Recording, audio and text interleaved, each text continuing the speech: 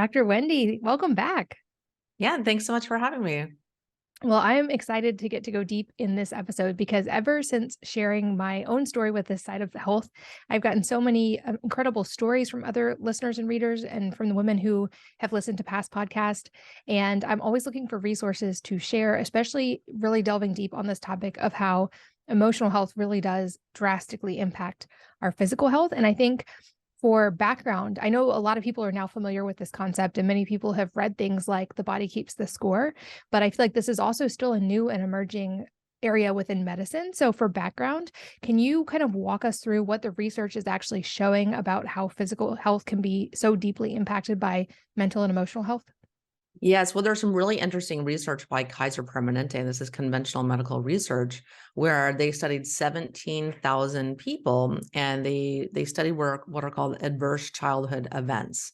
And they only studied about 10 of them, but just from those 10 different types of adverse childhood events, maybe, abuse or a parent in jail or something, of absent parent, something of that nature, they found that 65% of people's physical health issues were stemming from these emotional traumas or adverse childhood events. And I think there's a lot of people out there that, maybe think, oh, I had a relatively good childhood and I wasn't abused in any way. And so they can very easily kind of brush it off that they really, didn't suffer from emotional trauma, which sounds like this, harsh word. But really people can suffer from the kind of the effects of emotional trauma if they just had a child where their needs weren't met. Maybe the parent wasn't emotionally attuned to them, a child not being really cared for by a parent, a child not feeling safe or protected by their parent, a parent neglecting, not spending time with their child. And I really think emotional neglect is an epidemic. Kids are just being put in front of the electronic babysitter. Just having a parent with mood swings, a child who needs to take over the parenting role, certainly my case for sure, a parent not growing up with a parent, so from divorce or loss, and enduring physical and mental abuse. So that covers almost everyone. And so there's just there's a lot of different repercussions stemming from this emotional trauma that we can get into soon. Absolutely. And some people may have heard me explain little parts of my story related to this, where I was doing everything I knew how to do on the physical side to help my thyroid to be able to lose weight after having babies, and nothing seemed to be getting better. And then when I, without even intending to, inadvertently kind of delved into the emotional side and had a therapy experience that I wasn't expecting that kind of opened up that side, as I worked through it, all the physical stuff started resolving without me changing anything else. And this was coming from the paradigm of my diet was so dialed in. I had worked with literally dozens of different practitioners. I had spreadsheets of all the supplements I was taking. And it wasn't until I really tapped into that emotional side that even the physical side started resolving. And even since sharing that, I think it took a while for me to believe that was actually what was happening, even seeing it happen in my own life. And I feel like many people might still be resistant to just how profoundly their emotional experiences can impact their physiology. But do we have any understanding of what's happening here and why those emotions are able to impact our physiology so strongly? Yes. Well, what's happening is that these traumas that we have, they're a frequency. So just stay with me here a second. But so they have an energetic frequency, and those frequencies lie in our energy field. Okay. And this is why talk therapy doesn't resolve emotional trauma. Because one, it's not addressing it at that energetic level. And number two, because many traumas we're not consciously aware of. We're not aware that we had them or that they're affecting us. So you can only talk about things you're consciously aware of in therapy. And I had 10 years of talk therapy because I'm just really into self-improvement and whatnot. And I still had a lot of emotional trauma stuff that was really impacting me a lot. And so I was just like you, where I was doing everything for my health, and I would just wake up just feeling like meh, just gray and blah. I'm like, why am I not happy? I have everything to be happy about. I had an amazing life and everything to be grateful for, but why do I just feel like this? And why do I have this negative self-talk? And For me, it just sent me on this journey to figure out what was going on. And so I ended up meeting Harry Massey, who who's the CEO of Ness Health, and did this bioenergetic scan. And soon after that, and maybe a couple months later of kind of doing this energetic protocol, my bulimia resolved. It's something that I'd struggled with my whole life. I'd had, eating disorder therapist and just done all these things. And it just like not 100% disappeared, but for the most part, it just wasn't a part of my life anymore. And that really took me by surprise by doing this energetic protocol. And I'm like, okay, you have my attention now. And so these emotional traumas reside in our energy field, and it's scientifically proven. We have an energy field. It's about 3 meters in diameter, 10 feet in diameter around our body.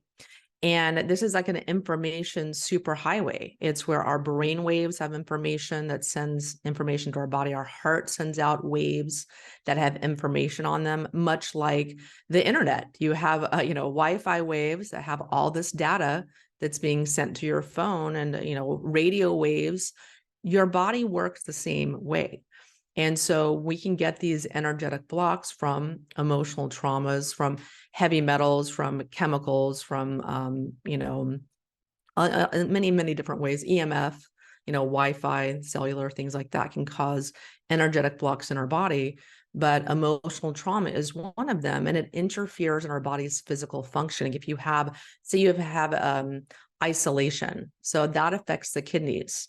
So if you spend many, many years isolated, event and that causes an energetic block on your kidneys, over time, you could have physical impairment of your kidney functioning because the information, the messages that your body is sending to that area are not reaching it, or the information is getting scrambled.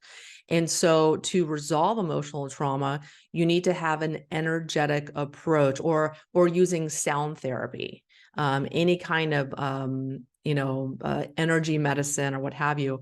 There's lots of different ways you can address this, but that's really where you're going to fairly easily, tune these emotional traumas out of your energy field and have resolution of that issue. And so it's much easier than people think, and certainly much cheaper and easier than going to therapy for 10 years.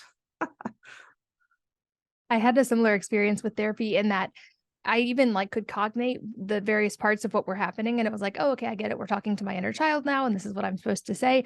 But I was able to keep up the walls that prevented me from ever having to actually address those things. And like you mentioned, there can be things that aren't even within our conscious awareness necessarily that maybe happened pre-memory or in other ways that we've repressed. I know many people who have very severe traumas actually repress the memories entirely, which means they're not able to access them in talk therapy because they just don't have memory around them at that point. And so, and it seems like there's also maybe a resilience component to this, as when we have some sort of energetic block that can actually make us less energetically resilient to things like EMFs or to things like toxins. And then that can sort of compound the physical problem, or at least it seems like that anecdotally. Is that what you see in practice as well? Yeah, I mean, that's a really good observation. Absolutely. Because there are so many different things that can cause energetic blocks. And there's really interesting research by Dr. Hamer, and he developed German new medicine. And he worked with 60,000 cancer patients and found, exactly where their cancer was, what organ, what body part, and what emotional trauma they had. He also did 400,000 CT scans of the brain. And he found that where say your pancreas, you have a pancreatic cancer, and he found that that there was whatever the area in your brain where your pancreas is functioning, there would be a calcification that could be seen on a CT scan. And then there was a correlating emotional trauma that was an underlying trigger for that pancreatic cancer. So for him, he had a really interesting thing happen to him when his son was 18 years old. His son was murdered. And a year later, Dr. Hamer developed testicular cancer. And this is kind of the genesis of his life's work. And he felt like these events were linked in some way. He didn't know how, but he started studying the emotional trauma and its role in cancer. And I have several colleagues that are cancer doctors, and they focus primarily on emotional trauma. and just working in that realm see dramatic resolution of cancers and other health issues that they work with. So and there's a lot of conventional medical research to support emotional trauma promoting physical health issues. And I have some statistics that I can read you here. So like say use of antidepressants, and this is going back to that Kaiser Permanente study. So people, if they've had 5 or more adverse childhood events, they have double the use of antidepressants as compared to someone that has, 0. And then also if you're a smoker, if people have had 4 or more adverse childhood events, they're 16% more likely to be a smoker. They're 18% more likely to have attempted suicide. They are 50% more likely to have experienced depression in the past year. They're 28% more likely to use illegal drugs. They're 12% more likely to be overweight or obese. They're 16% more likely to be an alcoholic. They have two times more likelihood of having cancer, 4.5 times the rate of heart disease, 3 times the rate of financial problems, because your emotional life certainly is, corresponds to how you spend money and save it. You're 2 times more likely to have a stroke, 4 times more likely to have lung disease. And it just goes on and on and on and on. It's really fascinating research. And there's a lot more research where that came from. That is so fascinating. And it seems like also not accepted completely at wide scale within conventional medicine yet. Like you mentioned, there are certainly cancer doctors who are aware of this. And I feel like they're playing with the very high stakes scenarios with their patients and are willing to try a lot of these things that still seem more cutting edge or not commonly part of the mainstream knowledge. But would you say this could also be linked to probably people have heard of these instances of people having spontaneous remission or sort of like miraculous sounding cures from different really severe diseases? Do you think that there was likely an element of them addressing the emotional trauma or releasing it, even if it was through just the extreme scenario of facing death, sort of, and then learning the emotional shifts through that lens? Yeah, absolutely. I mean, you hear of that so many times. You're like, well, how did that happen? How did like the tumor just disappear?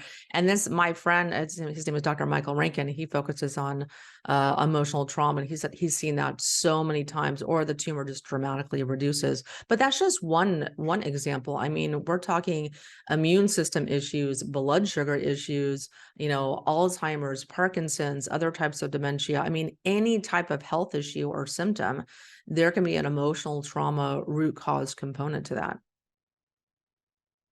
And it would seem like there's a positive feedback loop, or at least an interplay in that.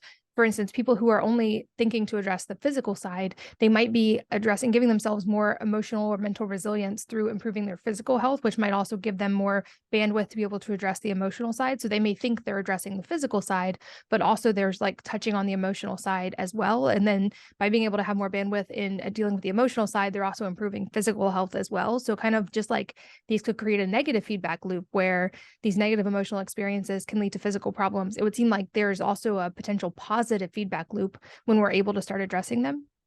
Yeah, absolutely. Because, there's 3 ways we address emotional trauma.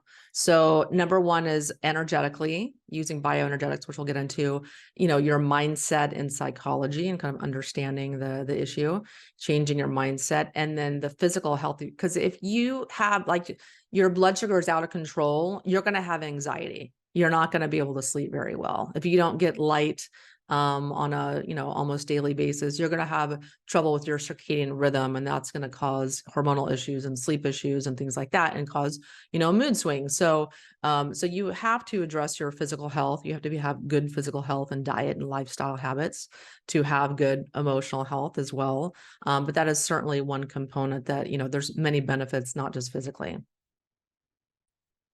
It makes sense. And you touched on something else that was really pivotal for me, which was in kind of my journey through reading classics and reading through Stoicism, beginning to understand the difference between what happens to us, which we don't necessarily have control over, and our interpretation of it, which we actually do have much more control than I think many of us realize over. And that, to your point, like shifting the emotions and dealing with the energetic side, you're able to, even without changing the past, change your interpretation of the past, which can make a drastic difference in your emotional and physical health. Yeah, absolutely. I mean, everything is perception. I mean, that's like the majority of life. But Some people that say their mother was really stressed when they were in utero, when they were, in their mom's belly before they were born.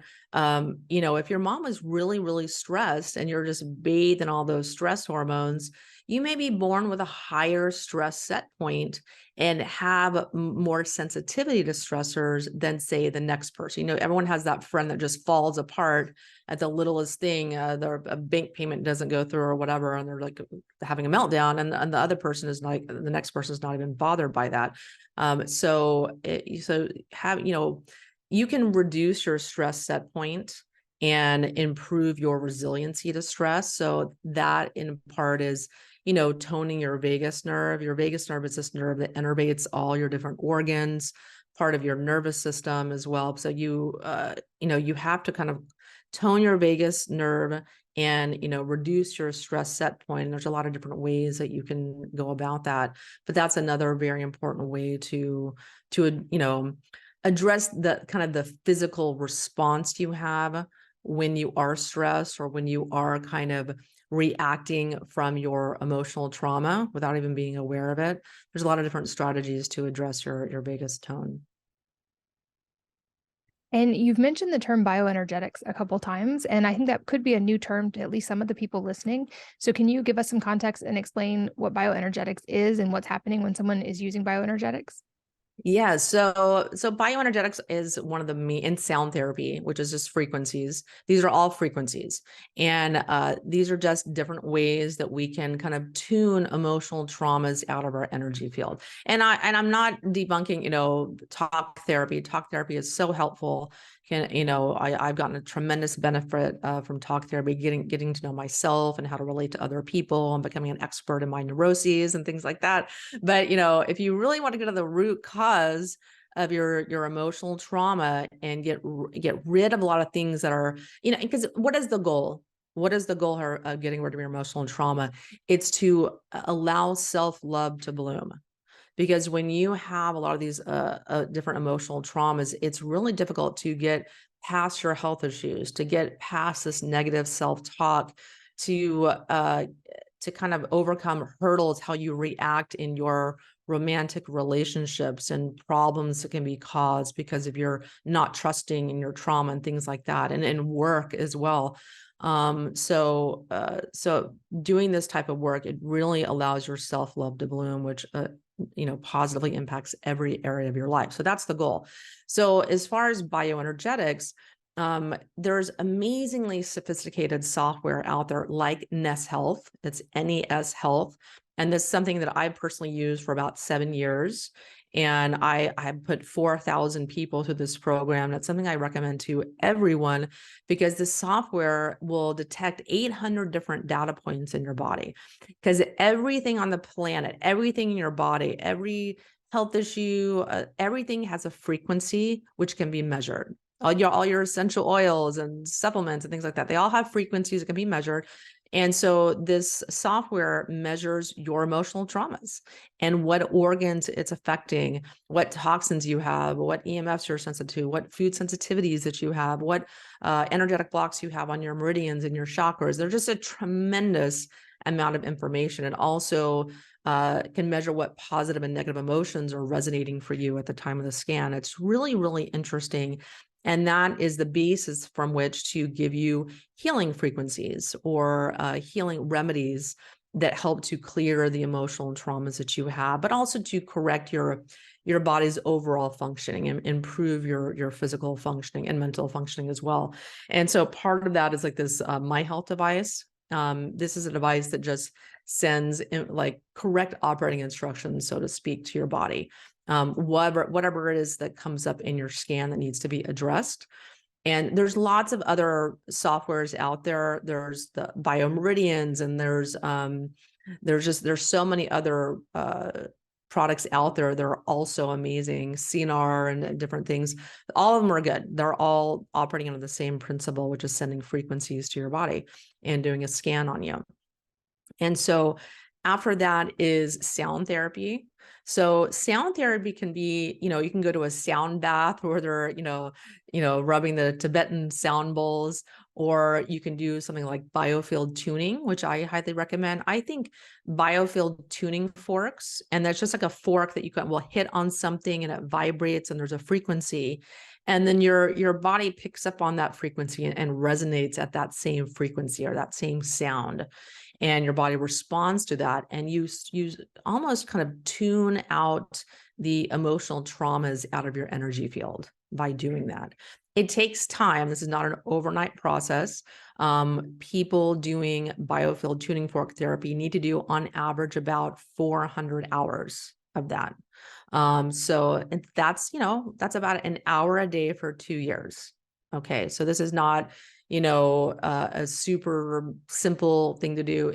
But it's almost like the new meditation, because meditation actually doesn't address your emotional trauma, has lots of benefits. And I love meditation, but doing biofield tuning fork therapy is kind of like an active meditation that you can do. And you hit the biofield tuning fork and you place it on your heart, which is kind of the genesis of where a lot of your heartbeat sends out a wave that's kind of the main communicator in your body. So it's sending information to your body. So you put this biofield tuning fork right on your sternum, right where your heart is, and it kind of just reverberates through the edges of your biofield and tunes out your emotional traumas over time. And you can really start feeling it when you start doing this kind of protocol, or any kind of like, energy medicine protocol or sound therapy or frequency energy medicine. You start, when say a negative emotion is coming up and out, you'll kind of have an intensification of that emotion before it releases. So it's not always a comfortable process, but it's a necessary evil to kind of move through these emotions and release them, so people can have, anxiety, or they can have feelings of shame come up, or they can have, sleepless nights sometimes when they're really having something come up and out. But it's a really simple thing to do. It's inexpensive and you can do it at home. And it's something that it's very affordable. Like a biofield tuning fork is like $85. And so it's a really good thing for a lot of people that really don't have access to therapy or can't afford going to therapy for 10 freaking years like I did. But it's really a simple thing to do, and highly effective. And there's a lot of conventional medical research that shows that the sound therapy is really effective for emotional trauma. And even the world's foremost expert on emotional trauma, who's done 40 years of research, his name is Professor Bessel van der Kolk. And he's the one that said yapping doesn't work, that doing talk therapy doesn't work. You need to address things on using sound therapy or an energetic level to release trauma. That's fascinating. And I would guess a new concept, the biofield tuning, to a lot of people. I know I only learned of this pretty recently, but it sounds like people have had some incredible breakthrough experiences with that and seen massive shifts within their emotions after doing that regularly. You also mentioned the term about vagus nerve stimulation and about the vagus nerve. I would guess a lot of people have at least heard of the vagus nerve, but can you explain what it is, what it does, and why addressing that can be helpful as well? Yes. So, when you're addressing emotional trauma, it's really important to address the vagus nerve, because emotional trauma causes maybe poor vagus nerve tone, where it's just not working very well. And that affects your digestion. That can cause small intestinal bowel overgrowth. That can cause, poor motility of food through your digestive tract.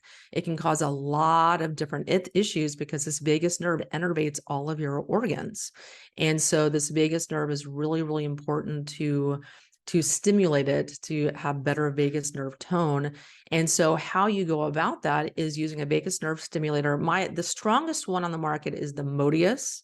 And so I think the website's modiushealth.com, I believe. And I don't have any affiliation with them, but that's like the strongest one that there is. There's some weaker ones out there, like maybe the Apollo is good for some people, but for people with really complex chronic illness or chronic fatigue or severe health issues, they're going to need something like the Modius, because it's much, much stronger. And you just take these little pads and put them on this vestibular, nook right here.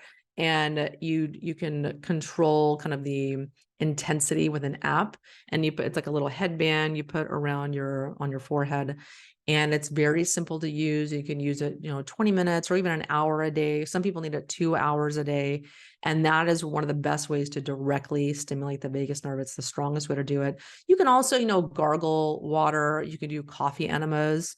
That also does it. You can jump into ice water, like the ice baths also do the same thing. I'm not going to be doing those. I much prefer the just putting on my little headband, my Modius, and just letting it stimulate my vagus nerve. But there's a lot of different ways to do that. And a lot of people have health issues and digestive issues and SIBO, the small intestinal bowel overgrowth, or pyroluria, because of their emotional trauma. And you've got to do things to stimulate that, to innervate that vagus nerve, to get it going. And that in and of itself can resolve a lot of different health issues, bring people's stress levels down, help them to sleep better, a lot of really positive benefits. And so we do have to do some things physically to correct some of the issues that the emotional trauma causes. And I know I've had guests before that mentioned, like you said, gargling, things like gargling or singing loudly can also kind of with the body stimulate the vagus nerve as well. But then now we have these tools that can take it a step further, especially for people who have like a seemingly like a big impact there. And to your point, I know a lot of people have seen a big difference when they take the vagus nerve into account. And you also mentioned the idea of self-love, which I know this is talked about a little bit more now, which I love. Seems like our generation in general is more aware of the emotional impact of these things and how that affects our physical health. But it seems like this is still elusive for a lot of people, or that many people have sort of loops of thoughts that make it difficult to have self-love, or patterns they get stuck in. So I would love to start going deep on this topic, because I think if this alone is the only thing people could take away from this podcast episode, and our listeners could move to a place of greater self-love, that would have a tremendous impact on so many people. And I also want to delve into that from the parent side, but first I want to address the self-love component. Yes. And so that's really what everyone is after, right? I mean, when it really boils down to it, I mean, people want to love themselves, because when you have that capacity to truly love yourself and develop that self-love, you have the capacity to love your children, to be more present with your children, with your family, to be more present with your romantic partner, without all of these things that people tend to fight about. That's, jealousy or not trusting them, or this, there's a lot of stuff from childhood abandonment issues and our wounds from childhood development trauma that really interfere a lot in our relationships, our ability to achieve what we want in our work, our ability to believe in ourselves, to quit that job and start that business, or what are the confidence levels that people have in themselves. I mean, it affects every area of your life. And so, for me, that's something that I've always been on pursuit of, and it just always eluded me. And I just could never really figure out why, because I was being so proactive, trying to do everything to love myself. And you can't just look at yourself and be like, I love you. Some people say, look yourself in the mirror and I love you, or just think positive thoughts. And it just doesn't work. Because there's so many deep rooted issues that people have from their attachment kind of styles that develop their Enneagram personality types, that are coping mechanisms in response to stress that we develop, that just stand in the way of that self-love and those good feelings, joy and gratitude and love, these high frequency emotions that people are after in their life. And so, when you're doing, there's certain emotions everyone has that they can work on with biofield tuning, for instance. And so the top emotions that everyone deals with, these are called like the 5 core emotions, are self-hatred, worthlessness, powerlessness, self-deprivation, and survival fear. And we all certainly felt a lot of that, in the past few years, correct? And there's like 60 other emotions as well that people can have, like these stuck emotions. Like for right now, I'm working on shame, and I'm also working on loneliness. Those are things that are resonating for me right now that I'm working on with the biofield tuning forks. But these other 5 emotions, just working on those, saying, maybe hitting your biofield tuning fork and putting it on your chest and say, I intend to transmute powerlessness. Hit the tuning fork, put it on your chest. I intend to transmute powerlessness. In doing this in a very intentional way helps to kind of release those negative stuck emotions. And it's interesting because when I had a certain point in my life where I started having success in my health coaching practice, and I just I finally felt like I had achieved what I wanted. I had this business that I'd always wanted. I was helping people. I was finally making money. I was finally not struggling, and I was just feeling so good. And I did not identify at all with having self-hatred. It just didn't resonate with me at all.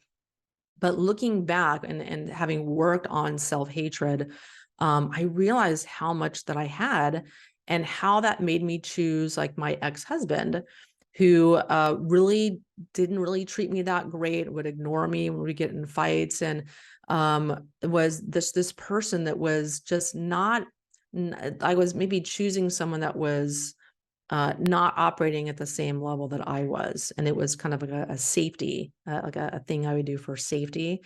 And I didn't realize that my self-hatred was keeping me in that relationship, or my feelings of powerlessness, or my just, feelings of worthlessness made me choose this partner and continued choosing them. And when I started working on self-hatred, it was really profound. Like I was at the beach one day with this person, and I was looking in the mirror, and I had been working on the biofield tuning. Remember, these emotions will come up and intensify when they're releasing. And I looked in the mirror, and I just was disgusted by my body. And I was just thinking, who is going to love this? And I went out to my partner, and I just was clinging to him, thinking I need to stay with this person because who is going to want me? And these are ridiculous thoughts from, anyone looking on the outside, outside looking in. They're ridiculous thoughts, but that was just my internal reality. And it was a really profound lesson for me, because I realized very profoundly why I was staying with this person. And very shortly thereafter, I had the courage to leave them, when I started working all these 5 core emotions that were keeping me in that relationship I was not treated well at all. And now I'm with an amazing partner that treats me great, because I have kind of been able to develop this self-love where I feel worthy. I love myself. I deserve this. I have power in my relationship. And so I attracted a much different partner. And so that's just an example. I'm sure it resonates with a lot of people that are staying in relationships. They just don't know why, and they want to leave, but they just don't know how to do that. It all starts with working on these emotions, working on your emotional trauma, so that you can really step into your life purpose and the life that you deserve.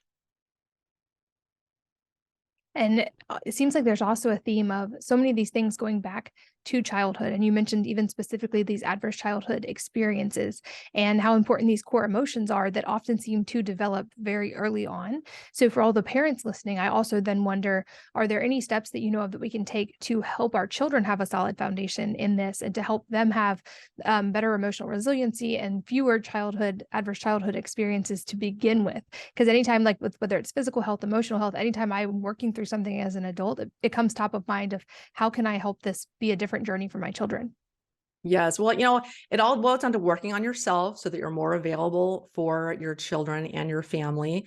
And also, you know, having more awareness of your own emotions, your own trauma. You can talk to your children and your spouse about what you're going through and how you're addressing your stuff, and going and really thinking about being more emotionally attuned to your child, asking them more about their emotions, doing exercises to teach them about their emotions, spending more time with them.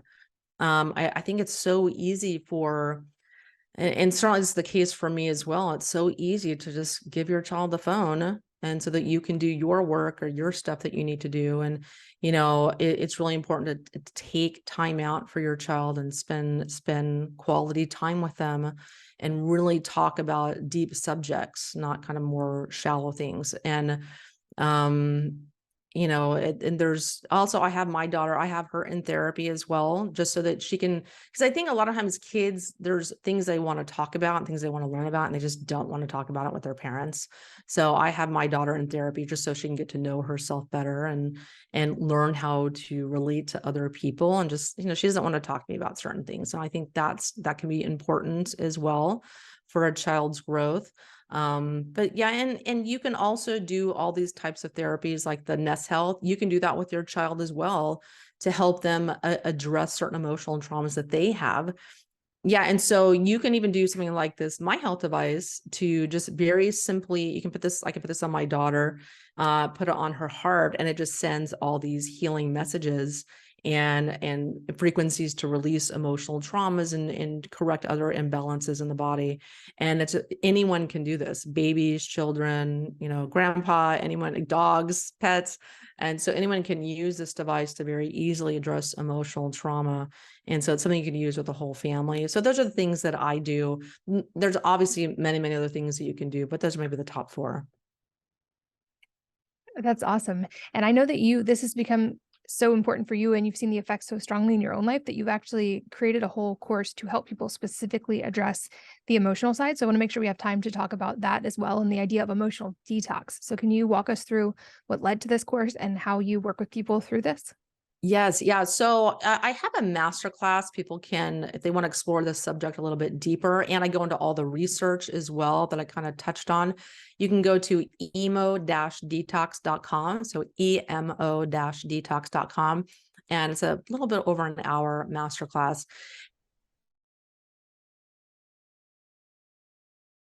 Emotional, how it causes physical health issues and all the statistics around that, just really fascinating. But I created a course called the Emotional Detox Program, and it was really born of my, what we talked about, doing all the physical stuff, just really, physical health being like, for me, my full-time job and my passion and my interest, even since I was a teen. And just realizing, like, what is it that I have to do to feel good? I'm doing all this stuff and the exercise and the meditation, the Pilates and this huge bag of supplements and eating this unbelievable organic diet. And I just wake up and I feel like crap. Not every day, but there are just a lot of days I'm like, there just has to be more to life than this. And it just kind of sent me on this journey. And then I end up meeting Harry Massey, and I've just done many, many years of research on this topic to figure out how do we address emotional trauma. And in this course, I go over the bioenergetics side and all the research behind bioenergetics, a lot of really amazing conventional medical research, even that shows how bioenergetics works to release emotional trauma and to reduce stress and things like that. And then there's another module on the psychology and mindset. How I mentioned before, we develop kind of coping mechanisms to trauma. There's something called the Enneagram personality typing system, where some people in response to trauma become perfectionists, workaholics. That was certainly my case, trying to prove themselves to daddy, whatnot. Some people become people pleasers. That was certainly me as well, where you just will just give everything away, give your life away, your finances and everything away, just to please another person in your life. And then you end up feeling resentful and things like that. But it was you not having boundaries, because you don't have that self-love in place and that ability, or you don't feel safe to say no because you're so afraid of people leaving you or abandoning you. And it's totally irrational, but it's a coping mechanism. Other people become bullies. Other people become just aggressively pursue wealth or addictions, or so some people are like party animals and like super social people, the Enneagram personality type 7. They're the comedians. They love going out and partying and just surrounding themselves with all these people that distract them from their feelings because they don't want to feel those. So there's just a lot of different things I talk about in relation to that. And you can do biofield tuning to kind of address your Enneagram personality type.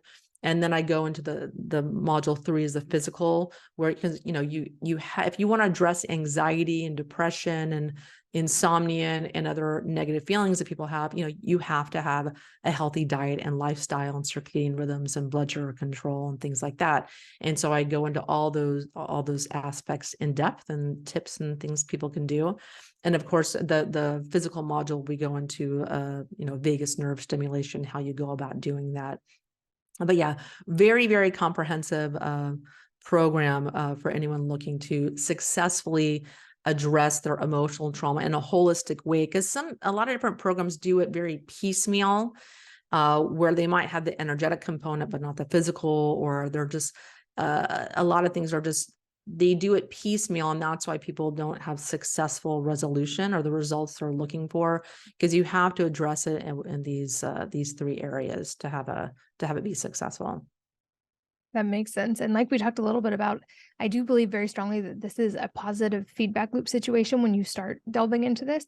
And I noticed that in myself as I started actually being able to release some of that emotional trauma and move into a much different emotional state as a baseline, that my physical resiliency improved. And that whereas for a while I was on this very restrictive diet to even to feel baseline physically good, there's very few things I can't eat, and still things I choose not to eat often, but I am much less restricted. And I think that's also, from a mindset perspective, a great place to be able to move into, because I realized, like, to me, the definition of being healthy long-term wasn't that as long as I had this extremely strict range of variables exactly right, I felt good. It was that whatever the inputs I was faced with, I still felt at a baseline really good.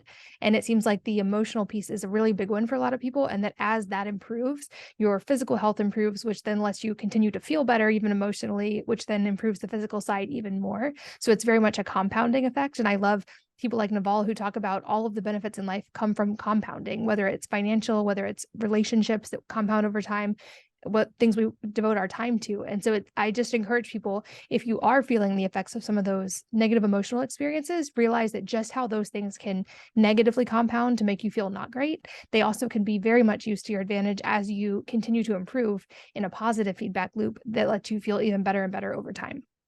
Yeah, I mean, for me, doing the emotional trauma component was so huge, and it's a really simple process. It's amazingly simple. Some of these uh, things that people can do can be so simple to address something that so profoundly affects your health and your entire life. When after people do this work, yeah, I think it's such a beautiful process because people can really truly become their authentic self.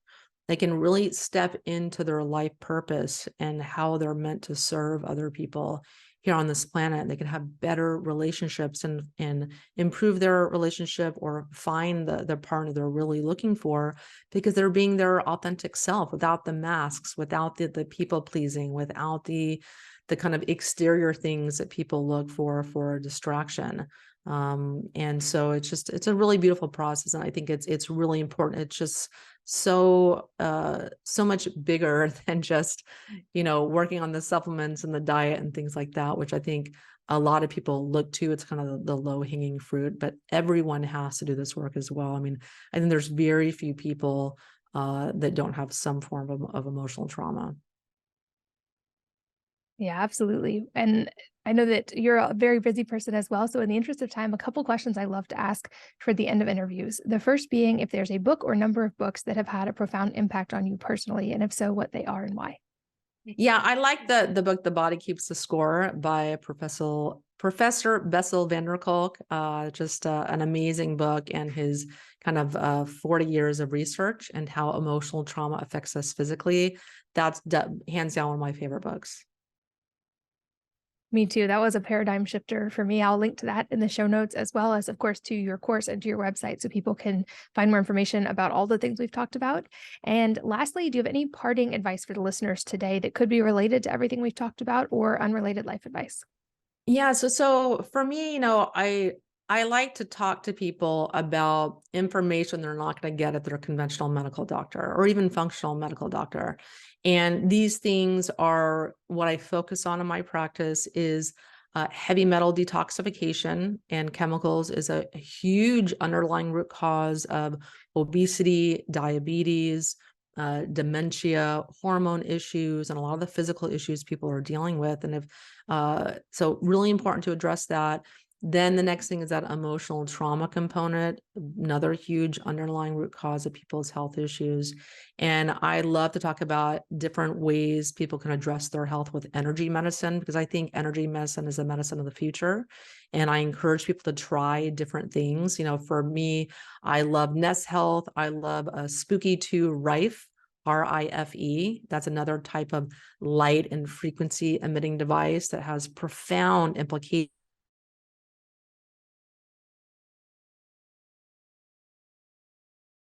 Different protocols, something for candida, and then something for parasites, and then something for this virus, and then something for what have you. All of these things can very simply be addressed with just frequencies. And then like I said, the biofield tuning fork therapy is very inexpensive and very easy to do. And that's really been the pioneering work of Eileen McCusick.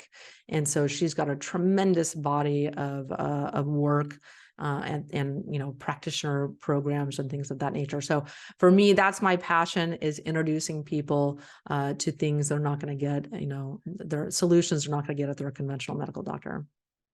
Yeah, I love that because, like you said, that these are things that very much seem like they are the future of medicine, and there's still a little resistance in mainstream medicine to acknowledge them. But the beauty is they don't have to be even an either or. If you have a functional medicine doctor that you love, you can do these things too.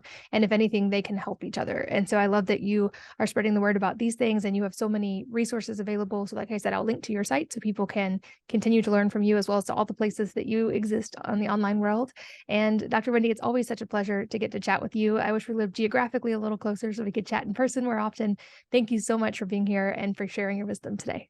Yeah, thanks so much for having me. And thanks as always to all of you for listening and sharing your most valuable resources, your time, your energy, and your attention with us today. We're both so grateful that you did. And I hope that you will join me again on the next episode of the Wellness Mama podcast.